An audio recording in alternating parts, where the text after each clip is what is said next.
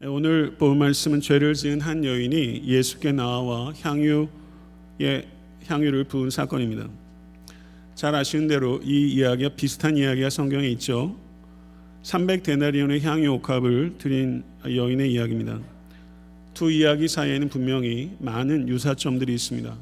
그래서 혹자는 동일한 사건을 누가가 달리 각색한 것이다 라고 주장하는 사람들도 있습니다. 그런데 누가의 이야기는 갈릴리에서 바리새인인 시몬의 집에서 익명의 죄인, 아마도 창녀가 향유를 부은 사건이라면, 마태, 마가, 요한복음에 나오는 이야기는 예수님께서 십자가를 지시기 직전에 예루살렘 부근의 베단이라는 곳에서 문둥이 시몬의 집에서 나사로의 누이요 예수님 말씀 듣기를 좋아했던 마리아가 향유를 부은 사건입니다.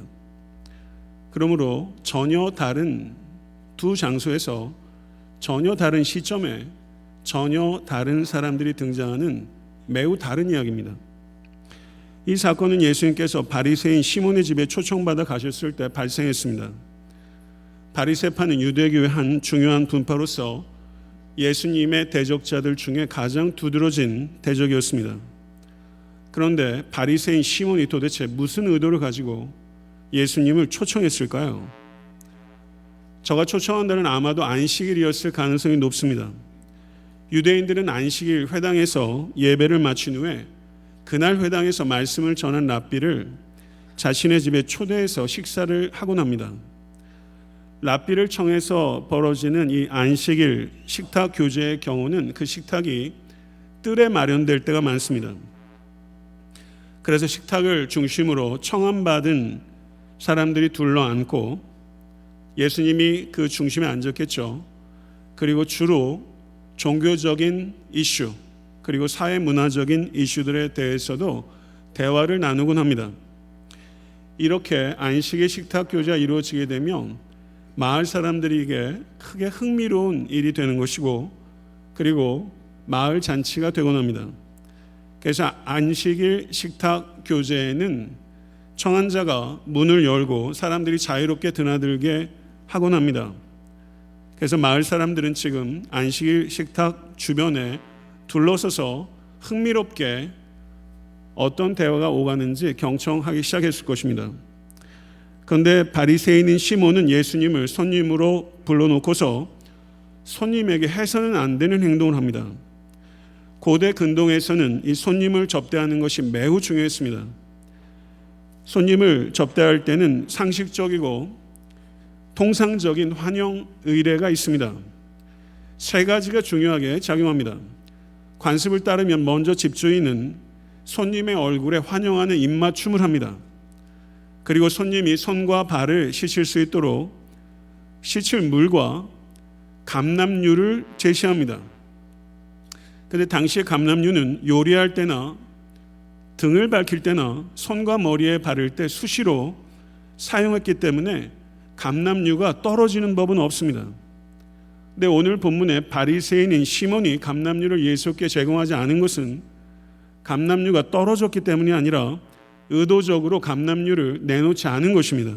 시몬은 말로는 예수님을 선생님이라고 부르면서 실제로는 예수님을 선생님으로 전혀 대접하지 않은 것입니다. 근데 37절을 보게 되면 그 동네에 죄를 지은 한 여자가 있어 라고 말하면서 흥미로운 등장인물이 나타납니다. 우리 번역에는 생략되어 있습니다. 그러나 성경 원어에는 37절 앞에 이두라는 헬라어가 있습니다. 룩 이런 뜻입니다. 그런데 이 이두라는 헬라어는 번역에 생략될 때가 많이 있습니다. 누가복음의 저자인 누가는 이 이두, 룩이라는 이 말을 통해서 특별한 의도를 가지고 있는데요. 예상하지 못했던 인물이 무대 전면에 등장하고 있습니다. 보십시오. 이런 뜻이 있는 것입니다. 누가복음 19장 2절을 보게 되면 삭개오라 이름하는 자가 있으니 세리장이요 또한 부자라 이렇게 번역했는데 실제 성경 원어에는 이 앞에 이두라는 말이 있다는 것입니다. Look, 보시오.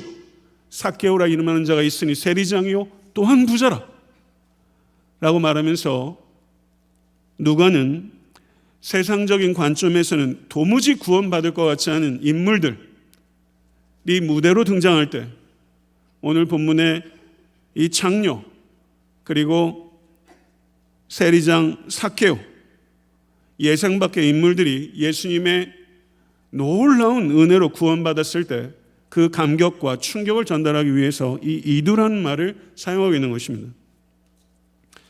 그 동네에 잘 알려진 죄인, 동네에 잘 알려진 이 여인의 죄는 도대체 무엇일까요? 후대 유대 문헌들을 보게 되면 여자를 죄인이라고 표현할 때는 대개의 경우 창녀였습니다.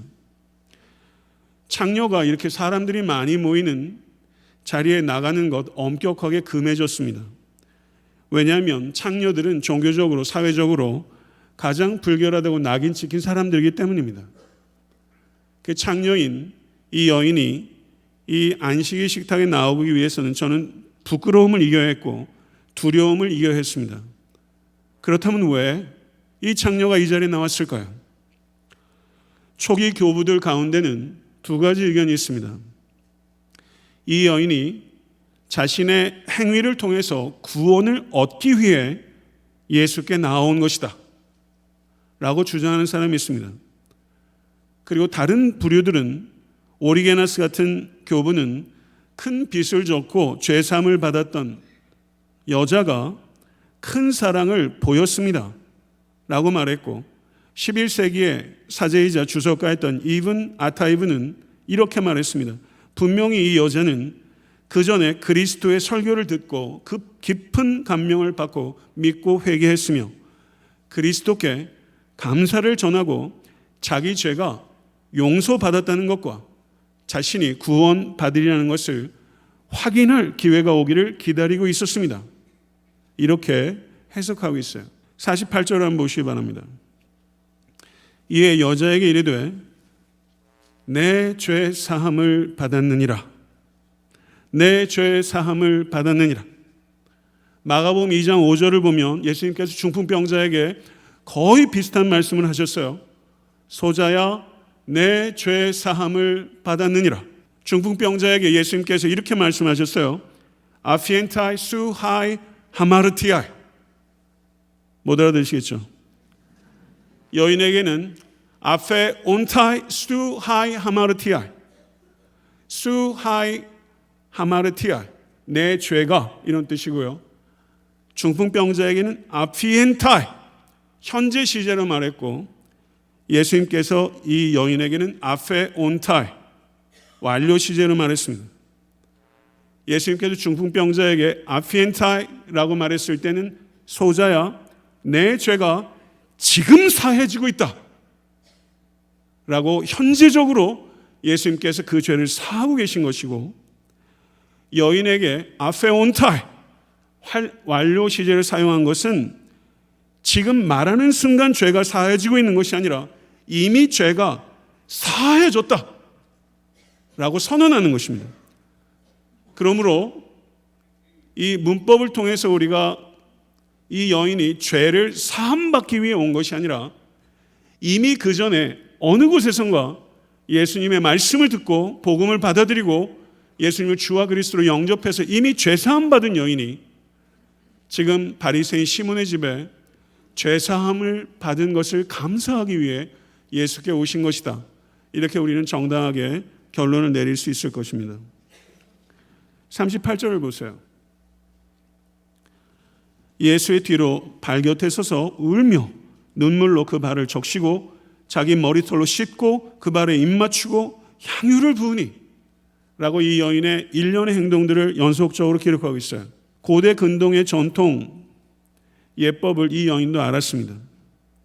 이 여인은 집주인 시몬이 예수님의 볼에 입을 맞추고 손과 발에 씻을 물을 내어주시고 그리고 감람유를 내줄 것을 예상했어요. 그런데 이 바리새인 시몬은 예수님을 청해놓고서는 사람들 앞에서 의도적으로 모독을 했습니다. 모독 당하시는 주님을 목격하고 있는 이 여인의 마음은 고통으로 짓눌렸습니다. 창녀로서 모독당하는 것이 얼마나 큰 아픔인지 아는 이 여인에게 예수님께서 모독당하시는 것은 큰 슬픔이었습니다. 그러다 이 여인은 갑자기 급기야 눈물을 주체하지 못하고 눈물을 쏟아내기 시작합니다. 여기에 울며라고 번역하고 있는 성경 원어가 브레코라는 단어인데요. 이 단어가 비가 쏟아지다 이런 뜻입니다. 마태복음 5장 45절에 이 단어의 용례가 나오는데요. 이같이 한즉 하늘에 계신 너의 아버지의 아들이 되리니 이는 하나님이 그 해를 악인과 선인에게 비추게 하시며 비를 의로운 자와 불의한 자에게 내리우심이니라. 비를 내리우심이니라. 이 단어가 브레코란 단어예요. 이 여인은 우리 주님께서 쏟아 부어주시는 은혜의 비에 흠뻑 젖은 사람입니다. 그리고 그 은혜의 비를 부어주신 주님께서 지금 모독당하고 계신 것을 보면서 그 고통으로 말미암아 브레코, 마치 비가 쏟아지듯이 그 눈물샘이 터져 나온 것입니다. 사랑하는 성도 여러분, 종교개혁자 마틴 루터가 이 여인의 눈물을 heart water라는 말을 했어요. 이 여인의 눈물은 심장에서 터져 나오는 눈물입니다. 바리새인 시몬이 의도적으로 씻지 않은 예수님의 발을 물 대신에 빗물처럼 쏟아지는 자신의 눈물로 씻은 것입니다. 디트리 보네프 목사가 이 장면을 이렇게 적절하게 표현합니다. 이 여인의 극적인 행위를 통해서 이 여인은 공개적으로 거부당하고 망신당하시는 예수님의 고통 속으로 들어간 것입니다. 이렇게 표현했어요. 우리 주님께서 요즘처럼 공개적으로 모독당하는 시대가 언제 또 있었는가 싶을 정도로 특별히 한국 사회, 한국 교회에서 우리 주님은 모독당하고 계십니다.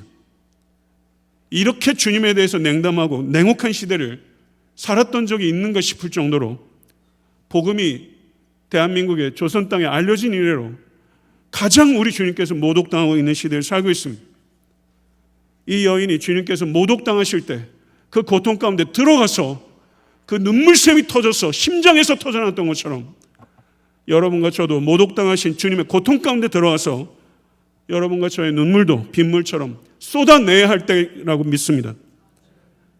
사랑하는 성도 여러분, 이 여인에게는 수건이 없었습니다. 머리카락은 있었습니다. 머리카락을 풀어서 예수님의 발을 닦기 시작합니다.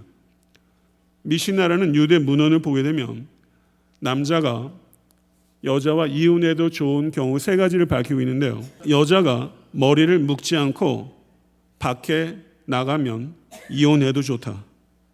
여자가 거리를 돌아다니면 이혼해도 좋다. 외간 남자와 말을 나누는 경우 이혼해도 좋다. 이게 미시나에서 이야기하고 있는 거예요. 심지어 여자가 머리를 묶고 다니지 않는 것은 외간 남자와 목욕하는 것과 같다. 이런 기록이 있어요. 이 여인은 머리카락으로 예수님의 발을 씻었어요. 그리고 거기에서 멈추지 않았어요. 예수님의 발에 입을 맞췄습니다. 여기서 입 맞추다 라고 번역되어 있는 헬라어가 카타필레오라는 단어인데요. 이 단어는 누가복음 15장 20절에서 탕자가 돌아왔을 때 거리가 먼데 아버지가 달려와서 그 아들의 목을 끌어안고 입을 맞출 때 이 카타필레오가 사용됩니다. 사도행전 20장 37절 보게 되면 바울과 헤어지는 에베소 장로들이 바울의 목을 부여안고 바울의 입을 맞출 때 이 카타필레오라는 단어가 사용돼요. 이 여인이 예수님께 입을 맞춘 것은 마치 돌아온 탕자를 부둥켜 안고 입을 맞추는 아버지의 사랑과 다시는 만나지 못할 것으로 예상되는 영적인 아비인 사울 바울과 헤어지면서 존경을 담아서 입 맞췄던 그 카타필레오입니다. 지금 이 여인은 예수님의 발 앞에서 완전히 정신을 잃었습니다. 머리카락으로 그 발을 씻었습니다. 그리고 모든 존경과 사랑을 가지고 예수님의 발에 입을 맞추고 있는 것입니다. 그리고 여인은 원래 자신이 온 목적을 수행하기 시작합니다. 향유를 예수님의 발에 부었습니다. 이 당시의 창녀들은 버려진 고아였을 것이다 사회학적으로 이야기를 합니다. 버려진 고아가 버려진 창녀가 된 것입니다. 버려진 고아가 창녀가 되지 않고는 먹고 살 방법이 없습니다. 버려진 고아가 창녀가 되고 그 창녀가 예수를 만나 죄사함을 받고 그리고 그 감격과 감사를 표현하기 위해 몸을 팔아 버른 돈으로 모은 향유를 예수님의 발 앞에 쏟은 것이죠. 저는 이 부분을 묵상하면서 예수님께서 몸을 팔아 모은 돈으로 산 향유를 어떻게 바라보셨을까? 세상의 종교인들은 부정한 돈으로 경배한다고 멸시할 수 있겠으나 예수님께서 이 향유를 어떻게 바라보셨을까? 이민 생활하면서 하루하루 밥 먹고 살기가 얼마나 어려운지 여러분들이 드리는 헌금 거기에는 다 사연이 있죠. 예수님께서 이 여인이 모아서 산 이 향유를 어떻게 바라보셨을까? 저는 이 향유의 의미를 주님의 눈으로 우리가 바라볼 수 있게 되기를 바랍니다. 눈물을 흘리고 머리털로 씻고 입을 맞추고 향유를 붓고 하는 이 모든 동사들이 시제적으로 여인이 지속적으로 한 행동을 나타내는 거예요. 눈물을 하염없이 흘리고 머리털로 씻고 또 씻고 향유를 계속 부으면서 이 여인은 하염없이 예수님의 발 앞에 있어요. 이 일련의 행동들을 바리새인 시몬과 그 자리에 있었던 다른 유대인들은 어떻게 봤을까요? 당황스럽고 추잡했을 겁니다. 이 여인의 행동은 당황스럽고 추잡한 행동이에요. 그러나 예수님은 이 여인의 행동을 아름답게 보셨어요. 이 여자의 행동을 도저히 용납하지 못했던 이 바리새인들의 창끝이 이 여인을 향하다가 결국은 이 여인의 이 창녀의 사랑을 받아주는 예수께로 향하는 것입니다. 39절을 보십시오. 예수를 청한 바리새인이 이것을 보고 마음에 이르되 이 사람이 만일 선지자더면 자기를 만지는 이 여자가 누구며 어떠한 자 곧 죄인인 줄을 알았으리라. 예수께 창끝을 겨누는 것입니다. 이 말은 이런 뜻입니다. 온 동네가 이 여인이 창녀인 것을 다 아는데 이 사람이 선지자가 아니면 틀림없다. 우리가 아는 사실도 모르지 않는가? 내가 아는 것을 모르는 자를 어찌 선지자로 하겠는가? 이 사람은 선지자도 아니다. 이런 판단을 하고 있는 것입니다.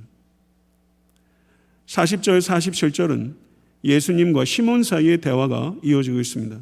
40절, 43절을 제가 읽겠습니다. 시몬아, 내가 네게 이를 말이 있다 하시니 그가 이르되 선생님 말씀하소서. 이르시되 빚주는 사람에게 빚진 자가 둘이 있어 하나는 500데나리온을 줬고 하나는 50데나리온을 줬는데 갚을 것이 없으므로 둘 다 탕감하여 주었으니 둘 중에 누가 그를 더 사랑하겠느냐?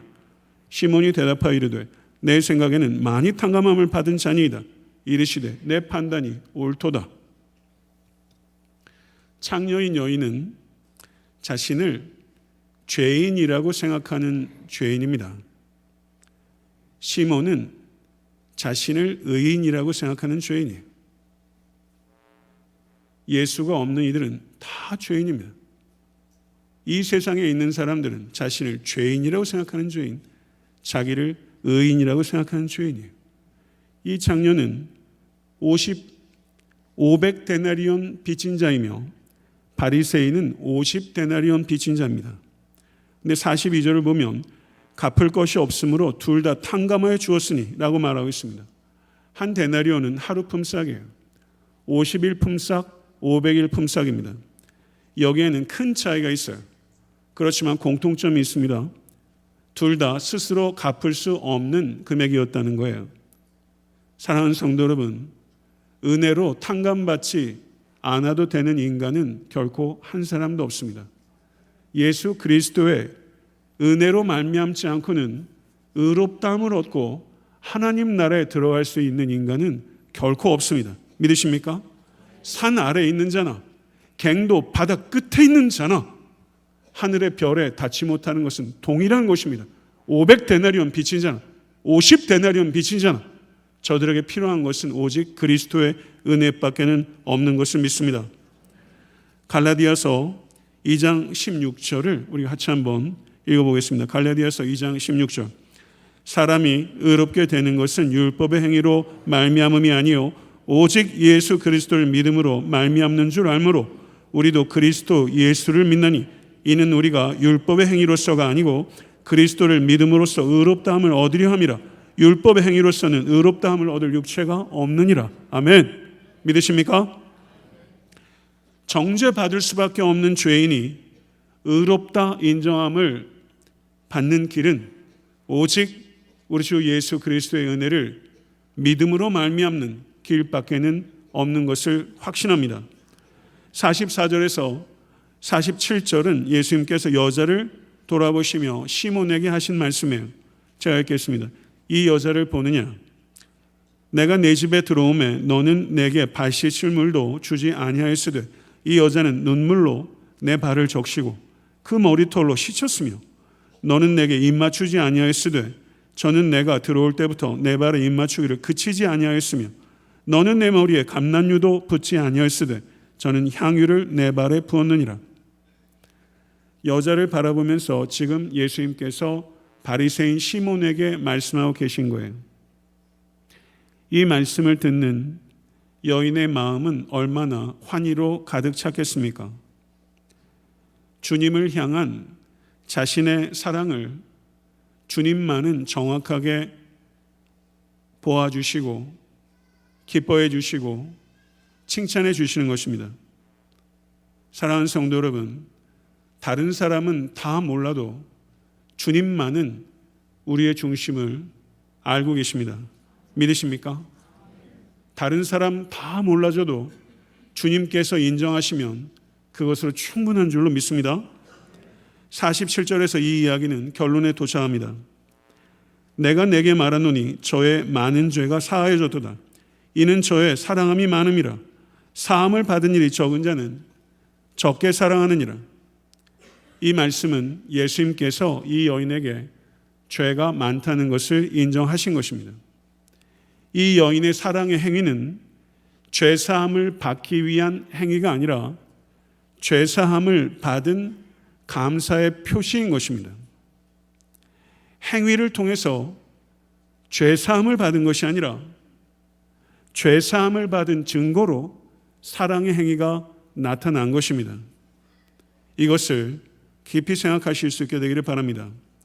그리고 48절에서 예수님께서는 여인에게 직접 내 죄 사함을 받았느니라 라고 명확하게 선언하셨습니다. 예수님께서는 이 발언이 가지고 있는 폭발력을 알고 계셨습니다. 47절을 보게 되면 함께 앉은 자들이 속으로 말하되 이가 누구이기에 죄도 사하는가 라고 말합니다. 이것은 중대한 문제입니다. 이것은 위험한 발언입니다.